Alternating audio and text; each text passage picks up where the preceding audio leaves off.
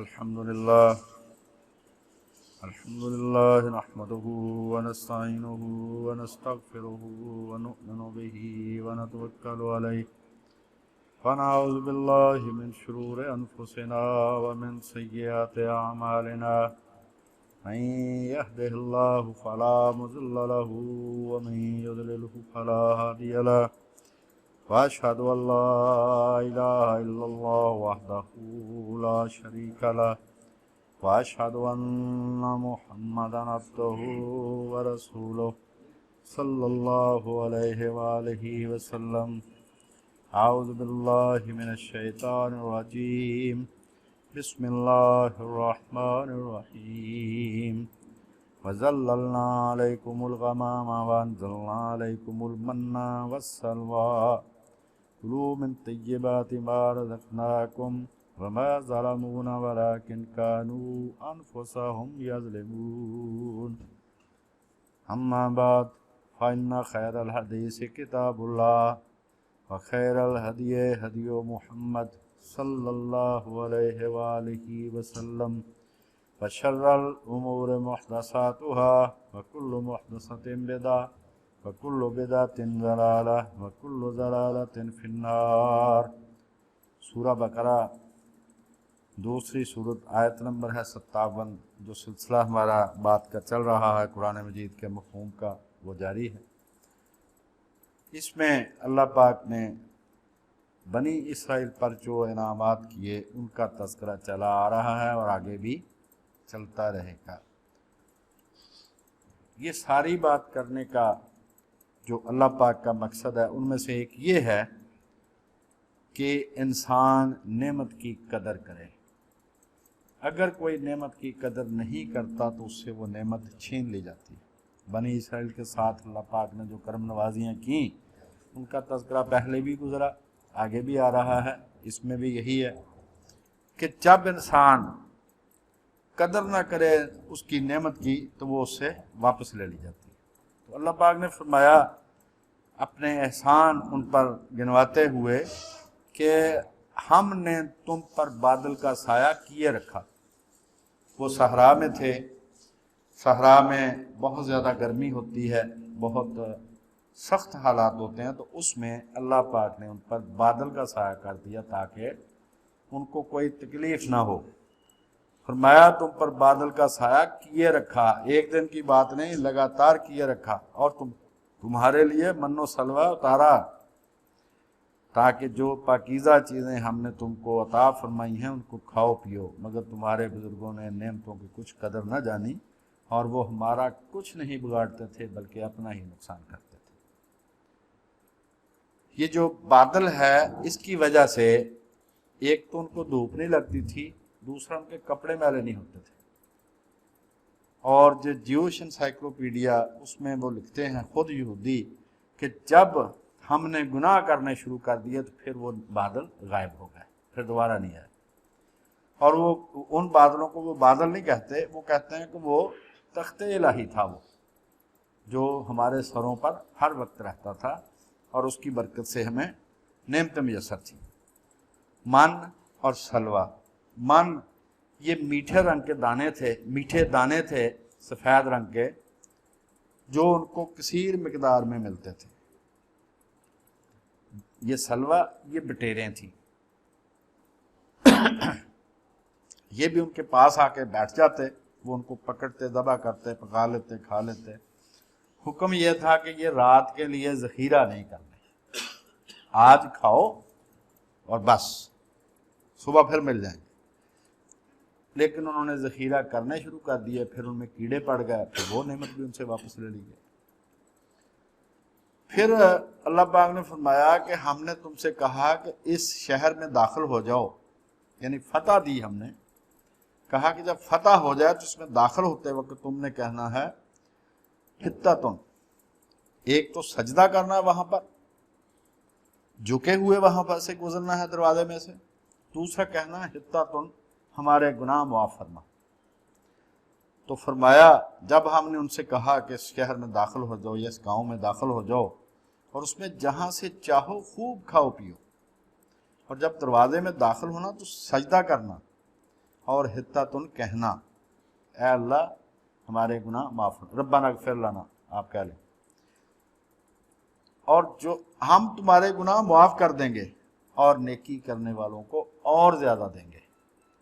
فرمایا تو جو ظالم تھے انہوں نے اس لفظ کو بدل دیا جس کا ان کو حکم دیا گیا تھا، اور اس کی جگہ اور لفظ کہنا شروع کر دیا، پس ہم نے ان ظالموں پر آسمان سے عذاب نازل کیا کیونکہ وہ نافرمانیاں کیے جاتے تھے۔ اگر ان کی عادت بن گئی تھی، ایک تو انہوں نے سجدہ کرنے کے بجائے وہ جیسے بچے گھسٹتے ہیں، وہ پشت کے بل گھسٹتے ہوئے اس میں داخل ہوئے، یعنی اللہ تعالیٰ کے حکم کا مذاق اڑایا۔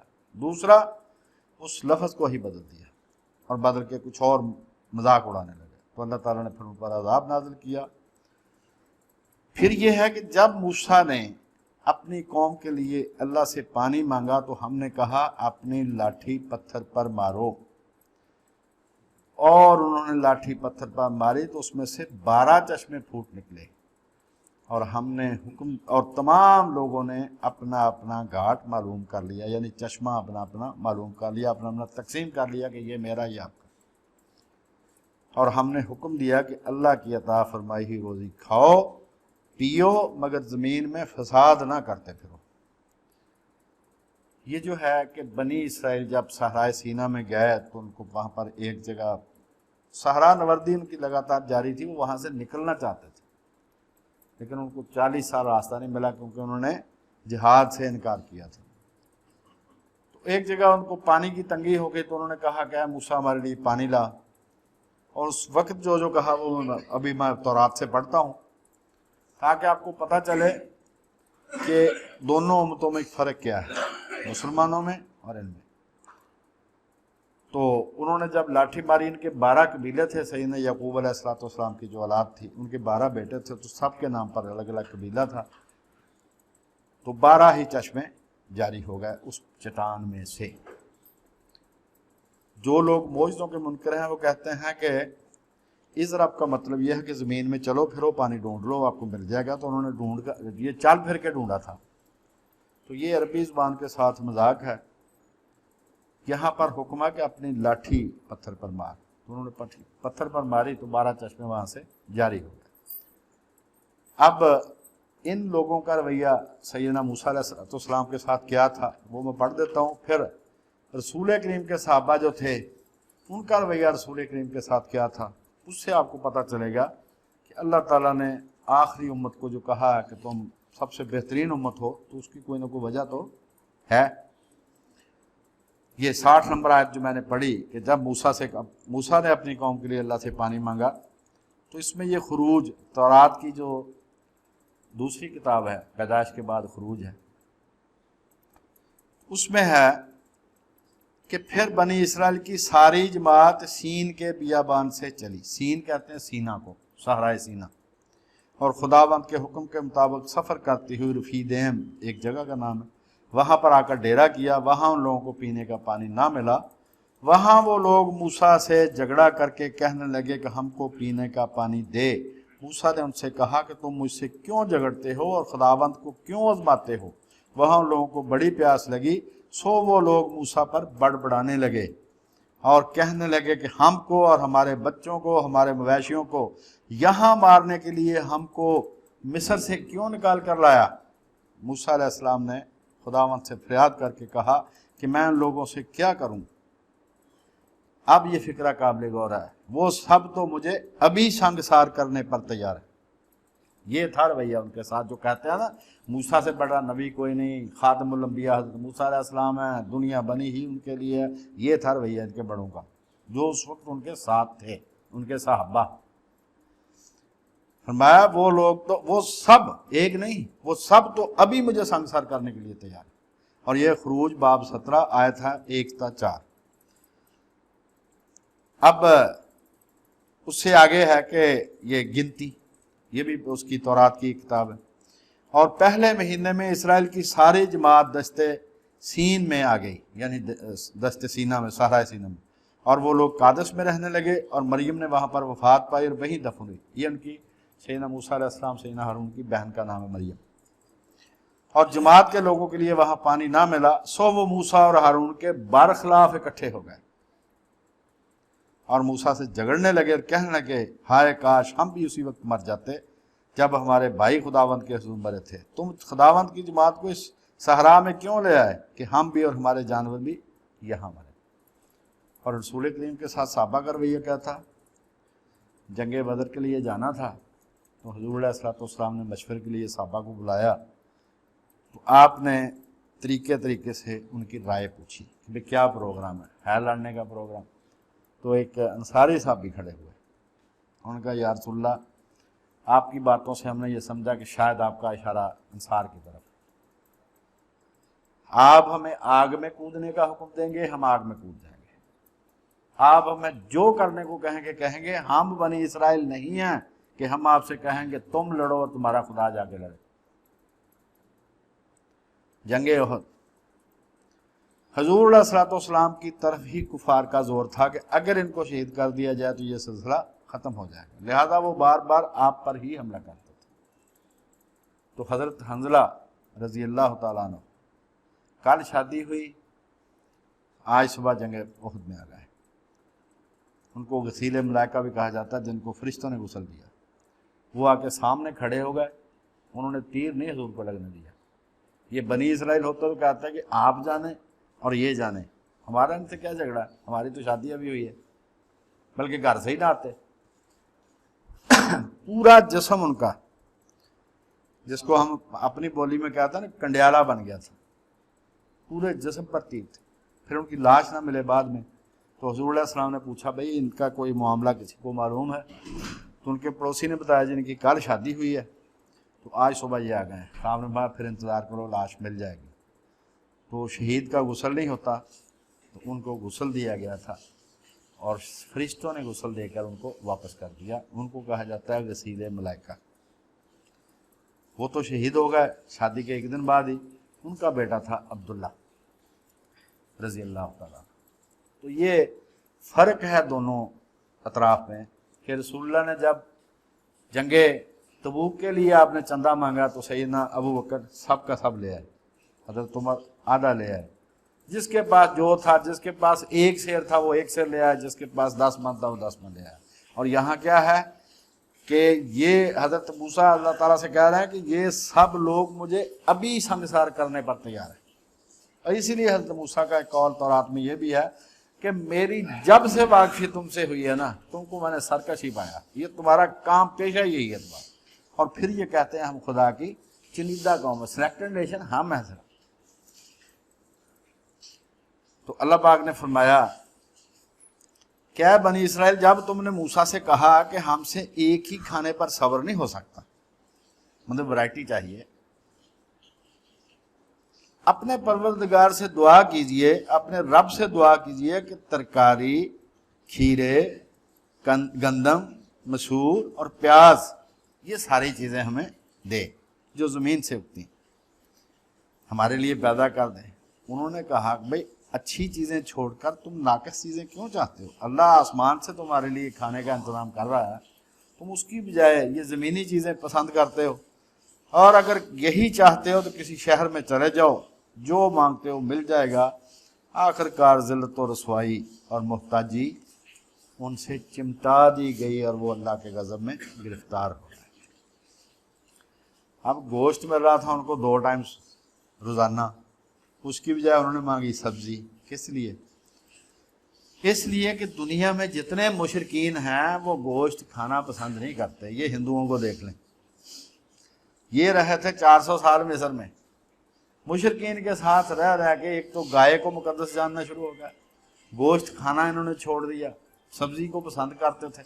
لہٰذا یہ مشرکین کا مشترکہ یہ وصف ہے پوری دنیا میں کہ وہ گوشت کھانا پسند نہیں کرتے، کھاتے تو ہیں بیچ بیچ اس میں سے، لیکن عام طور پر وہ سبزی خور ہوتے ہیں، ویجیٹیرین جس کو کہتے ہیں۔ تو یہ جو لوگ، ان کے ذہن سے شرک نکل نہیں رہا تھا، اسی لیے گائے ذبح کرتے وقت بھی انہوں نے شور مچایا، بڑے بہانے بنائے کسی طرح بچ جائیں۔ کیوں؟ گائے تو بہت مقدس ہے ان کے نزدیک، مشرکین کی جتنے بھی مشرکین ہیں سب گائے اور بیل کی پوجا کرتے ہیں، اس لیے کہ یہ تولید کے سلسلے کی علامت ہے۔ اور یہ جو ہندو ہیں یہ گائے کے بارے میں کہتے ہیں کہ کل دیوتا، وہ ایسے ہی نہیں ماں اس کو کہتا ہے مقدس جانتے ہیں، ان کا اعتقاد ہے کہ جتنے بھی دیوتا ہیں وہ سارے کے سارے اس میں بسیرا کرتے ہیں، تو وہ کہتے ہیں کہ یہ ان کی رہائش گاہ ہے، یہ لہذا اس کو وہ ذبح کیسے کریں گے؟ تو اللہ تعالیٰ نے فرمایا کہ یہ جو کہتے ہیں نا کہ ہمیں جناب سبزی عطا ہو، تو آپ شہروں میں چلے جاؤ، پھر جا کے یہ اللہ کی طرف سے جو کھانا آتا ہے وہ بند ہو جائے گا۔ فرمایا کہ یہ جو تم لگاتار نافرمانیاں کر رہے ہو نا، لگاتار تم نے نبی کو تنگ کرنا شروع کر دیا، اس کے بعد اللہ کا غضب تم پر نازل ہو گیا اور وہ اللہ کی ان کی ساتھ ذلت چمٹا دی گئی۔ آگے فرمایا اور وہ نبیوں کو ناحق قتل کرتے تھے۔ اب نبی اور اس کا قتل وہ تو ہر صورت میں ناحق ہے، تو یہاں پر اللہ پاک نے ناحق کا لفظ کیوں استعمال فرمایا؟ اس لیے کہ جو لوگ نبیوں کو قتل کرتے تھے وہ بھی دل سے جانتے تھے کہ ہم یہ ناحق قتل کر رہے ہیں، ان کا کوئی قصور نہیں۔ ایک نبی کا قتل حق پر ہو سکتا تھا، اگر وہ ہو جاتا تو سیدنا اسماعیل علیہ السلام کو جب ذبح کرنے کا حکم ہوا، اگر وہ ذبح کر دیا جاتا تو وہ حق پر تھا، باقی کسی نبی کا قتل ناحق ہی ہوتا ہے۔ اللہ پاک نے فرمایا کہ تم میری آیتوں کا انکار کرتے تھے اور میرے نبیوں کو ناحق قتل کرتے تھے، اس لیے تم نافرمانی کیے جاتے تھے اور حد سے بڑھے جاتے تھے، یعنی تمہاری یہ عادت پختہ ہو چکی تھی۔ اور نبیوں کو ناحق قتل کرنے کا مطلب کہ تم خود بھی دل سے جانتے تھے کہ ہم یہ بالکل زیادتی کر رہے ہیں۔ جب رومیوں نے بیت المقدس کو اجاڑا دوسری دفعہ، تو اس نے پوچھا کہ جو محراب ہے بیت المقدس کی، یہاں پر دیوار پر خون کس چیز کا ہے یہ؟ کیونکہ اس کو پتا تھا کہ یہ قربانی تو دوسری جگہ بنی ہوئی ہے، آلٹر جس کو کہتے تھے قربان گاہ، قربانی تو وہاں کرتے تھے، یہاں کیوں خون لگا؟ انہوں نے کہا یہاں پر ہم نے زکریا نبی کو ذبح کیا تھا۔ اس نے کہا پھر جو میں تمہارے ساتھ کرنے والا ہوں وہ دوستی ہے۔ پھر اس نے پھر جو ان کا حشر کیا، اس کے بعد بیت المقدس دوبارہ نہیں بنا 70 عیسوی کے بعد۔ اس نے کہا اس کا مطلب جو میں اب کرنے والا ہوں نا تمہارے ساتھ وہ بالکل درست ہوگا، تم ہے ہی اسی لائق۔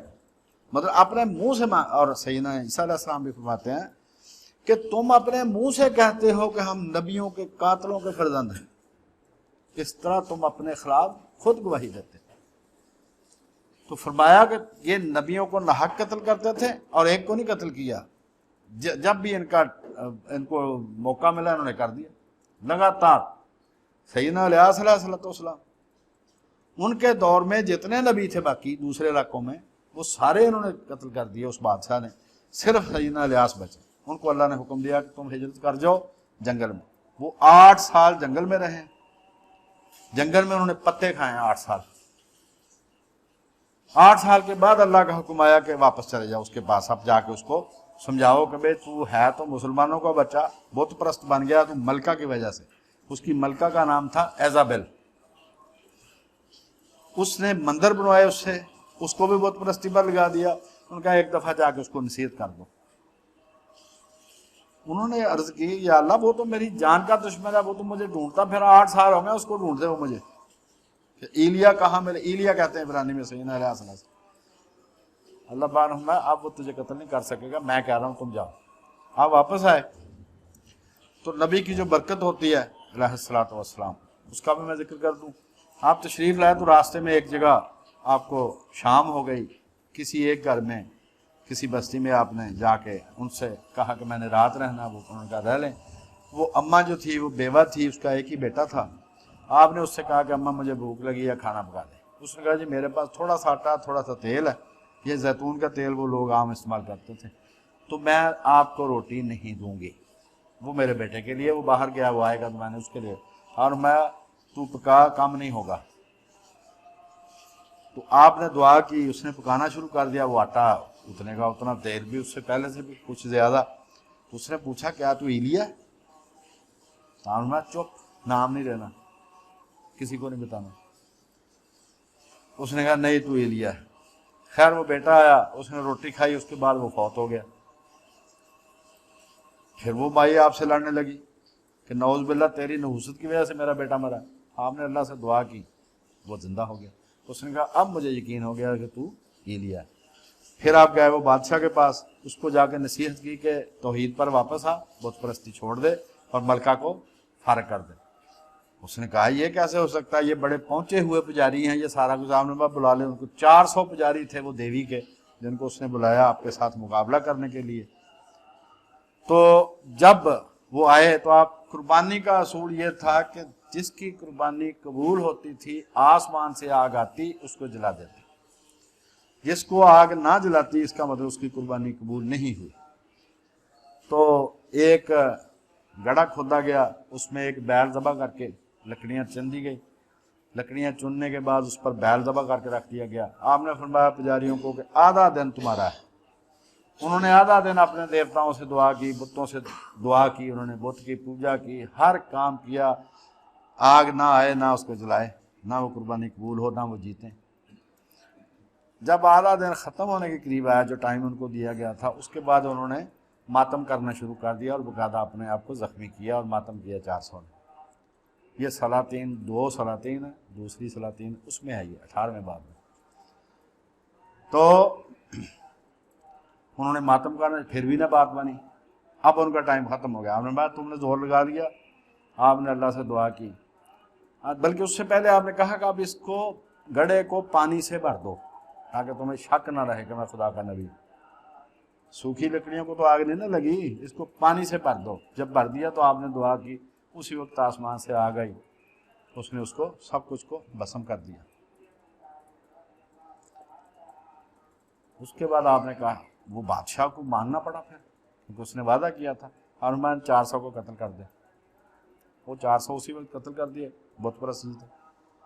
اس کے بعد یہ رواداری ہمیں سکھاتے ہیں نا، اپنی کتاب نہیں پڑھنی، کہ بھائی جو خدا کا مرتد ہے، خدا کا باغی ہے، اس کا علاج یہی ہے، وہ باتوں سے کوئی دلیلوں سے مانے گا وہ۔ اب اس کے بعد جناب آپ نے فرمایا کہ ان کو قتل کر دے، ان کو قتل کر دیا۔ ملکہ کو بڑی تکلیف ہوئی، اس نے کہا ایلیا میں تمہارا خون نہ پیوں تو میرا نام ایزابیل نہیں۔ آپ نے فرمایا کل چوک میں کتے اگر تمہارا خون نہ چاٹیں تو میرا نام ایلیا نہیں۔ پھر ایسے ہی ہوا، پھر اس کو قتل کیا گیا، چوک میں کتوں نے خون چاٹا اس کا۔ تو یہ نبی جو ہوتے ہیں اللہ کے، اس طرح ان کی برکت ہوتی ہے، اللہ پاک ان کی بات مانتا ہے، سنتا ہے، اور جو نبی کی بات مانتا ہے اس کو بھی اس برکت کا فیض پہنچتا ہے اگر کوئی مانے تو اللہ پاک نے فرمایا تم نبیوں کے ساتھ یہ سلوک کرتے رہے کہ میرے الیاس کو، یہ حضرت الیاس کی شان یہ ہے کہ ان کے نزدیک وہ زندہ آسمان پر اٹھائے گئے، قیامت کے نزدیک وہ دوبارہ واپس آئیں گے، اور جس دن وہ اٹھائے گئے اس دن کا واقعہ بھی یہ ہے کہ آپ تشریف لے جا رہے تھے آسمان پر جانے کے لیے، جو تورات کے بائبل کے مطابق ہے۔ تو راستے میں جن کو نبی ان کے بعد بنانا تھا، حضرت میکایا، وہ اپنا حالت چلانے کے بعد اپنے بیل لے کر واپس آ رہے تھے، تو انہوں نے اس سے صرف ایسے ٹچ کیا اپنی چادر سے، وہ بیل انہوں نے وہیں چھوڑ دیا، وہ پیچھے آ گئے، آگے ندی تھی، آپ نے چادر ایسے ماری ہے، ندی کا پانی آدھا آدھا ہو گیا، راستہ بن گیا، آپ تشریف لے گئے دوسری طرف۔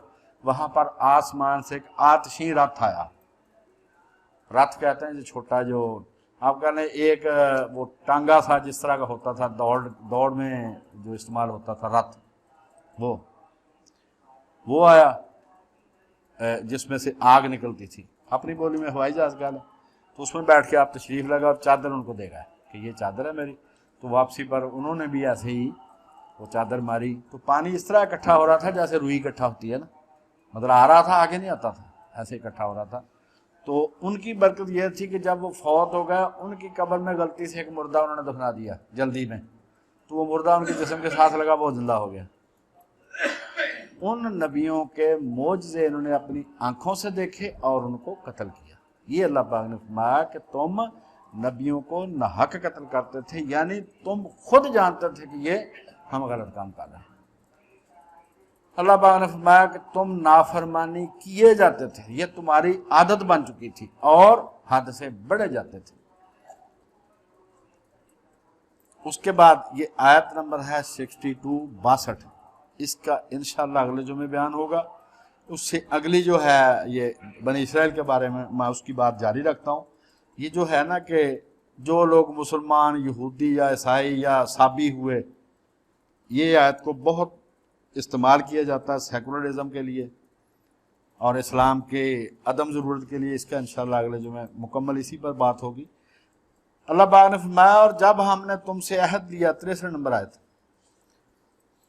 اور کوہ طور کو تم پر اٹھا کر کھڑا کر دیا اور جو کتاب ہم نے تم کو دی حکم یہ دیا یہ جو کتاب ہم نے تم کو دی ہے اس کو زور سے پکڑے رکھو اور جو کچھ اس میں لکھا ہے اسے یاد رکھو تاکہ محفوظ رہو. تو یہ جو بنی اسرائیل ہیں ان کو سیدنا موسیٰ علیہ السلام ان کے جو نمائندے تھے ان کو ساتھ لے گئے. وہاں پر اللہ پاک نے فرمایا میرے سامنے یہ وعدہ کریں کہ یہ کتاب کے حکموں پر عمل کریں گے. اور جب وعدہ لیا گیا تو اس وقت یہ پہاڑ جو ہے جڑ سے اکھاڑ کر ان کے سروں پر ایسے کر دیا گیا جیسے خیمہ تنا ہوتا ہے. تو یہ جبر وہ نہیں تھا جو اسلام قبول کرانے کے لیے ہوتا، یہ وہ والا نہیں تھا. یہ پہلے سے ایمان لا چکے تھے، ان کو صرف احساس دلانا تھا کہ جس کے ساتھ وعدہ کر رہے ہو وہ کتنی طاقتوں کا مالک. تو یہ آسمان جس طرح سائبان ہوتا ہے اس طرح وہ پہاڑ اکھاڑ کے ان کے سروں پر کر دیا گیا. تو اس وقت اللہ نے وعدہ لیا کہ جو تورات کے احکام ہیں تم ان کو مانو گے، مضبوطی سے ان پر جمے رہو گے اور اس کو پکڑے رکھو گے تاکہ تم محفوظ رہو. کس سے؟ عذاب سے. فرمایا تو تم اس عہد کے بعد پھر گئے. یعنی ان کا جرم ایک نہیں ہے، اللہ تعالیٰ اپنا نعمتیں بھی بتا رہا ہے اور ان کے جرم بھی گنوا رہا ہے. تو تم اس کے بعد عہد سے پھر گئے اور اگر تم پر اللہ کا فضل اور اس کی مہربانی نہ ہوتی تو تم بہت زیادہ نقصان اٹھانے والے ہوتے. یعنی اللہ تعالیٰ نے تقدیر میں مہلت رکھی تھی کہ اتنا عرصہ تک ان کو کچھ نہیں کیا جائے. اور تم ان لوگوں کو خوب جانتے ہو جو تم میں سے ہفتے والے دن مچھلی کا شکار کرنے میں حد سے گزر گئے تھے. ہفتے والا دن ان کے لیے مقدس قرار دیا گیا تھا کہ جمعے کی شام سے یہ 6 بجے کو اگلے دن کی ابتدا سمجھتے ہیں. شام جو 6 بجے کا ٹائم ہوتا ہے یہودی حضرات اس کو اگلے دن کی ابتدا سمجھتے ہیں. جیسے مسلمانوں میں سورج غروب ہونے سے اگلا دن شروع ہوتا ہے، ایسے ہی ان کے ہاں اگلا دن شام سے شروع ہوتا ہے اور شام 6 بجے کا ٹائم یہ ان کے ہاں ایک وہ بینچ مارک ہے، وہاں سے یہ اس نشان سے یہ آگے گنتی گنتے ہیں. اس لیے کہ ان کے خیال میں اللہ تعالیٰ نے جو کائنات بنائی ہے وہ اب کے حساب سے شام 6 بجے کا ٹائم تھا جب کائنات کی تخلیق کرنا شروع کی.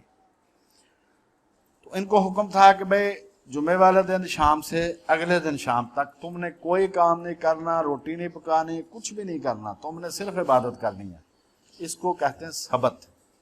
اور یہ اتنی بڑی عبادت ہے کہ تالمود میں 2 جلدیں ہیں اس پر پوری، ان کے کیا کیا اس کی پابندیاں ہیں، کیسے کیسے احتیاط کرنی ہے. اس میں تالمود جو ہے بابلی تالمود اس میں 2 جلدیں ہیں پوری سبت کے احکام پر.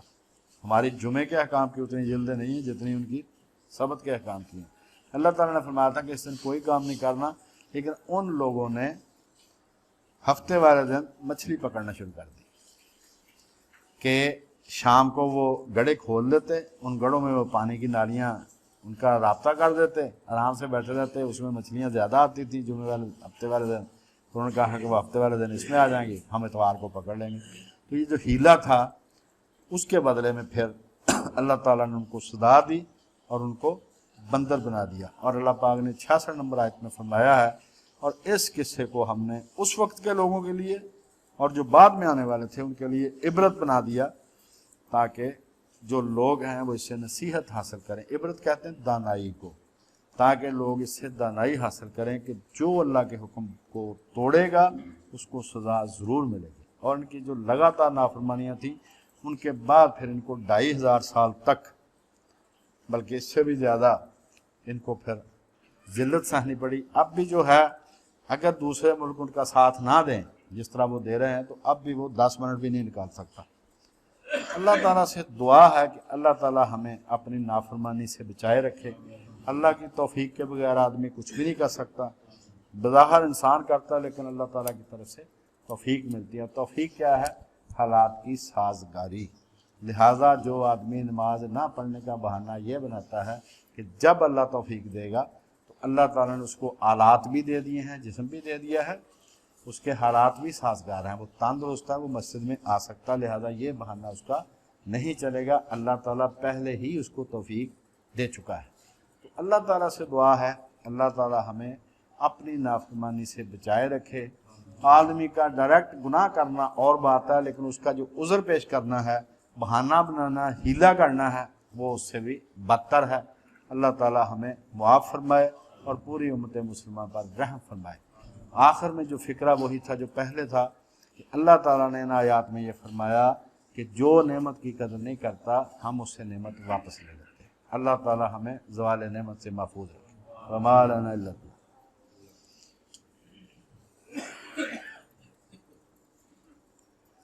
الحمدللہ رب العالمین الرحمن الرحیم اللہم صلی علی محمد وعلی آل محمد وبارک وسلم وعلی سائر الانبیاء والمرسلین صلاۃ اللہ یحصیہا الا انت لا الہ الا انت سبحانک انی کنت من الظالمین۔ یا غیاثنا عند کل کربہ، یا معاذنا عند کل شدہ، یا مجیبنا عند کل دعوہ، یا مونسنا عند کل وحش، وَيَرِجَانَا حِينَ تَنْقَطِعُ حِيلَتُنَا صلی وسلم وبارک دائما علی سیدنا محمد المصطفیٰ وعلی آلہ وصحبہ والحمد للہ اول وآخر۔ سبحان ربک رب العزت عما یصفون وسلام علی المرسلین والحمد للہ۔